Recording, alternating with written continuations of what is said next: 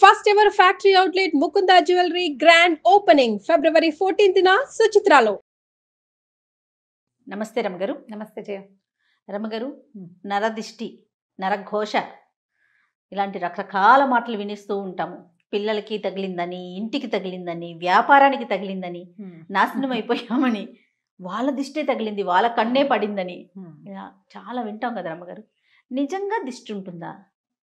ఇప్పుడు పిల్లలకైతే ఏదో మంగళవారం అనో ఆదివారం అనో ఎండుమిరపకాయలు తిప్పేయటమో, ఉప్పు కోడిగుడ్డో ఇలా తిప్పి పడేస్తూ ఉంటారు.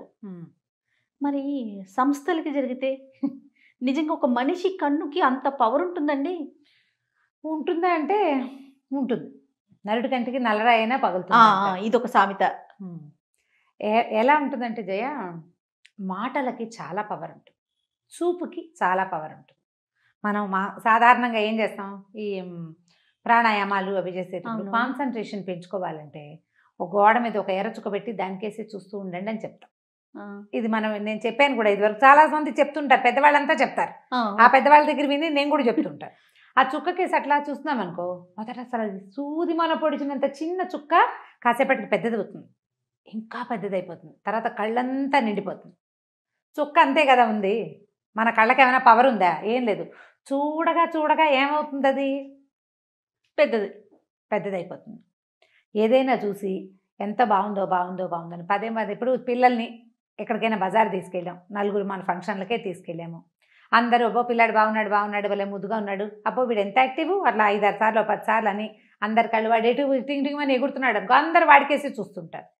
ఓ 2-3 గంటల తర్వాత పిల్లాడు కింద పడతాడు, లేకపోతే వాడు ఏదో ఎందుకో నస మొదలుపెట్టి ఇక ఏడ్చుకుంటూ ఉంటాడు, కన్ను తగిలేసింది పిల్లాడికి. అందరూ చూస్తుండేసరికల్లా ప్రతి వాళ్ళ కాన్సన్ట్రేషను ఒక విషయం మీదకే వెళ్తే అక్కడ ఒక డిస్టర్బెన్స్ ఏర్పడుతుంది.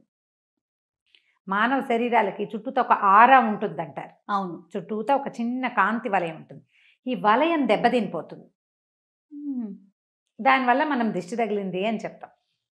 ఇప్పుడు దాని నరదృష్టి. ఎంత బాగుందో వాళ్ళ అబ్బాయి, ఎంత బాగున్నాడో అంటే, అదేం పిల్లాడమ్మా అలా ఉన్నాడు అన్నా కూడా దిష్టి తగులుతుంది. పిల్లాడు బాగులేదన్నా బాగున్నాడన్నా దిష్టే, ఓగున్నాడన్నా దిష్టేనంటారు. ఓకే, ఏమి బాగుండలే పిల్లాడు, ఏం బాగుండలేదు పిల్లాడు అన్నా కూడా దిష్టే. పిల్లాడు బాగున్నా దిష్టే, బాగుండపోయినా దిష్టే. చూస్తూ ఉంటే జనం చూసిన కొందికి ఇబ్బంది వస్తుంది అనమాట. అయితే ఇప్పుడు సంస్థలు లేదా వ్యక్తుల గొప్పతనాలకి జనం ఏమిటి, ఇప్పుడు అమ్మో వీళ్ళు ఎంత సంపాదించేస్తున్నారో అని గాను, లేకపోతే ఎంత పేరు వచ్చేసిందో అని కానీ అందరూ దాని గురించే మాట్లాడి ప్రతి వాళ్ళు దాని మీదే దృష్టి కలిగి ఉంటే దాన్ని నరఘోష అంటారు. ఘోష. ఇప్పుడు నోటితోటి ఒక మాట అంటాం కదా జయ, వీళ్ళు ఎంత సంపాదిస్తున్నారో లేదా మంచి సంపాదన వచ్చింది అని అన్న లోపల ఒక మంట ఉంటుంది మనకి. ఒక్కొక్క వ్యక్తిని బట్టి, వాళ్ళ మనస్తత్వాన్ని బట్టి. వాళ్ళది పాజిటివ్గా చాలా కష్టపడ్డారు, ఇవాళ పైకి వచ్చారు, 10 రూపాయలు తెచ్చుకుంటున్నారు అన్న మాట పైకి అన్నా కూడా లోపల అది ఉంటుందో ఉండదో, ఇంటెన్షన్ వేరేగా ఉంటుంది. లోపల ఉడుకుతోంది అనుకో, బయటికి వచ్చిన ఈ మాటలలో ఒక రకమైన వైబ్రేషన్ రిలీజ్ అవుతుంది. అదే ఘోషగా పరిణమిస్తుంది. నీకు చూడు, చాలా super couple, super family, super పిల్లాడు, బ్రహ్మాండమైన చదువులు అన్నవాళ్ళు పుసుక్కిన అక్కడ ఏదో అయిపోతుంది. వాళ్ళు కొట్టుకు చచ్చిపోతారు. ఈ పిల్లాడు పరీక్ష రాసి రేపొద్దున ఐఏఎస్ ఇంతే అనుకున్నవాడు యాక్సిడెంట్ అయ్యి అక్కడెక్కడో పడతాడు, లేకపోతే అక్కడికి వెళ్ళాక రాదు. కొంతమందికి ఫెయిల్ అయిపోతారు, లేదా అన్నీ బాగానే ఉంటాయి, అవేం ఫెయిల్ అవ్వవు. వీళ్ళకే ఏదో అనారోగ్యమో, చెప్పుకోలేని ఇబ్బందులు, వీళ్ళ సక్సెస్ అంతా అలాగే ఉంటుంది. కానీ వాళ్ళ జీవిత ప్రయాణం మహావిసగటగా మారిపోతుంది. రోజు ఏదో ఒక చిన్న ప్రాబ్లంతో ఉంటుంటారు వాళ్ళు. సక్సెస్ మాత్రం అదే రేట్లో ఉంటుంది. ఈ ఘోష సక్సెస్ని కొట్టలేదు, ఎందుకంటే వాళ్ళ సక్సెస్ జాతక లక్షణాలు గట్టివి, గ్రహాలు చాలా గట్టివి. అందుకని వీళ్ళకి చిన్న చిన్న ఇబ్బందులు, రుగ్మతలు, శారీరక మానసికమైన రుగ్మతలు, సంసారంలో ఇబ్బందులు, స్నేహితులతో ఇబ్బందులు వచ్చేస్తాయి. మనం గమనిస్తూ ఉంటాం వాటిని కదా. అయితే వీటిని ఎట్లా చేసుకోవాలి అంటే పురాతన కాలం నుంచి వచ్చిన పద్ధతి అయితే ఉప్పుతో దిష్టి తీసుకోవటమే చెప్తారు. ఓకే, ఉప్పు నెగిటివ్ ఎనర్జీని తీసేస్తుంది. పిల్లలకి ఏం చేస్తాం, 2 గుప్పెలతో ఉప్పు పట్టుకుని ఇటు 3 సార్లు ఇటు 3 సార్లు తీస్తాం. 3 2 6 సార్లు తీసి ఈ ఉప్పుని నీటిలో పోస్తే ఉప్పు కరిగిపోతుంది. నెగిటివ్ ఎనర్జీని తీసేస్తుందని ఈ తిప్పటం వల్ల మన చుట్టూతా బాడీ చుట్టూతా ఆరా ఉంది కదా, దాన్ని ఆరా పుల్ చేస్తాం, పుల్లింగ్ అవుతుంది అనమాట. అది ఆరా మళ్ళీ యథాప్రకారం లాగబడుతుందని మన పాతకాలపు పద్ధతి. ఇప్పటికీ కూడా ఈ నెగిటివ్ ఎనర్జీని పోగొట్టుకోవాలంటే ఎప్పుడూ ఉప్పు క్యారీ చేయాలని చెప్తారు. ఇళ్లల్లో మనం ఇంట్లోకి వెళ్తాం, ఈ మన హాల్లో కనపడే చోట రాళ్ల ఉప్పు ఒక కప్పులో పోసి పెట్టడం, నెల నెల మార్చేసుకోవాలి. బాత్రూముల్లో ఉప్పు పోసి పెట్టుకోవటం, బాత్రూంలో కూడా ఒక గ్లాస్ బౌల్లో ఉప్పు అని తెలియాలన్నమాట, అటు పెట్టుకోవటం. తర్వాత ఎక్కడి నుంచైనా బయటికి నుంచి వస్తే నీళ్ళల్లో కాస్త ఒక చిటికెడు ఉప్పు వేసుకొని, రాళ్ల ఉప్పు వేసుకొని స్నానం చేయటం 4 చెంబులు. ఇంకా అదే చెయ్యాలి. ఇంట్లో ఉప్పు నీళ్ళలో ఉప్పేసి ఇల్లు తుడుచుకోవటం, నెగిటివ్ ఎనర్జీ తగ్గుతుంది దీంతో. తర్వాత ఎప్పుడు ఏదైనా ఒక భగవన్నామస్మరణని అలవాటు చేసుకోవాలి. అప్పుడు ఈ బయట నుంచి వచ్చే వైబ్రేషన్స్ని లోపల నుంచి వస్తున్న వైబ్రేషన్ ఫైట్ చేస్తుంది. సూపర్, బాగుంది కదా, చాలా బాగుందండి. ఏదో ఒక భగవన్నామస్మరణ మన ఫోన్లోనే ఒక ఏదైనా ఒక శ్లోకమో ఒక స్తోత్రమో రింగ్ టోన్ లాగా పెట్టుకోవడం, సినిమా పాటలు కాకుండా. మన ఫోన్లో అంటే ఇలాంటి పరిస్థితి ఉన్నవాళ్ళు గాయత్రి మంత్రం అని నేను చెప్పను, నేను దాన్ని అందరూ ప్రొనౌన్స్ చేయడం మీద పెద్దగా ఆసక్తి ఉండదు నాకు. సాధారణంగా ఏదో ఒక మంత్రం, ఒక భగవత్ సంబంధమైన భజన, ప్రార్థన, అవతల వాళ్ళు మన ఫోన్ రింగ్ చేయగానే ఆ ప్రార్థన వినపడాలి వాళ్ళకి. వాళ్ళలో ఏదైనా నెగిటివ్ ఇంటెన్షన్ ఉన్నా ఈ ప్రార్థన వాళ్ళకి తగ్గించేస్తుంది. బాగుంది.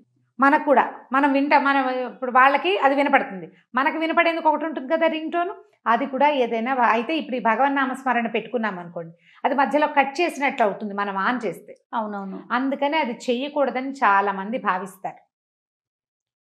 2 నామాలు పెట్టుకోండి, ఏవైనా పాటలాగా కాకపోయినా ఫుల్గా 2 నామాలు పెట్టుకుంటే అప్పుడు వాళ్ళకి అవతల వాళ్ళకి అది వినపడుతుంది, మనకి ఇది వినిపిస్తుంది. 2 రింగ్స్ వచ్చేసాక మనం ఆన్ చేసినా పర్వాలేదు, స్తోత్రం కాదు కదా. అవునవును. ఆ నామం పూర్తయ్యాకే ఆన్ చేయండి ఫోను, లేదా సన్నటి తంబురా శబ్దం పెట్టుకోండి.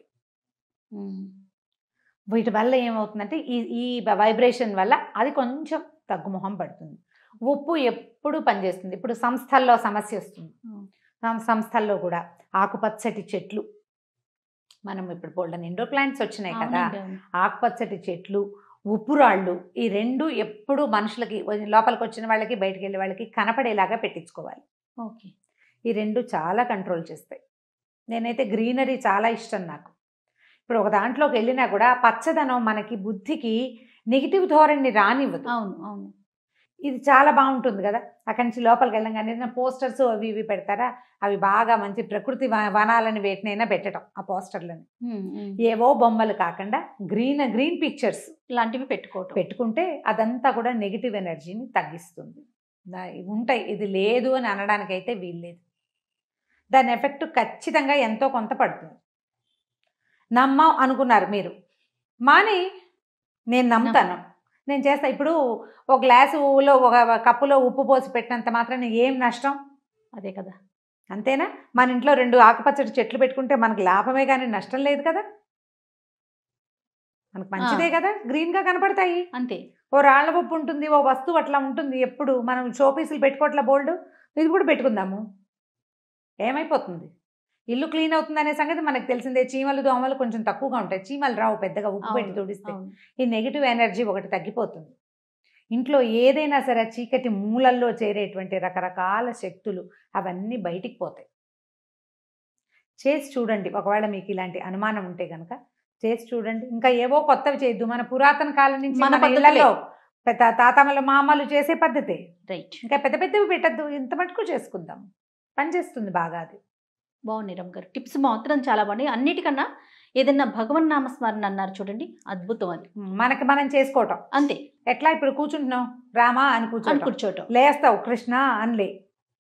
ఆ రాముడు కృష్ణుడు ఆ శబ్దాలలో నుంచి వచ్చేటువంటి వైబ్రేషన్ నిన్ను ఖచ్చితంగా కాపాడుతుంది. దేని నుంచైనా, అన్నిటి నుంచి కాపాడుతుంది. అలవర్చుకోండి, కనీసం వాళ్ళు మనని వదిలిపెట్టకుండా ఉంటారు. ఖచ్చితంగా రమ్మ గారు. నమస్తే.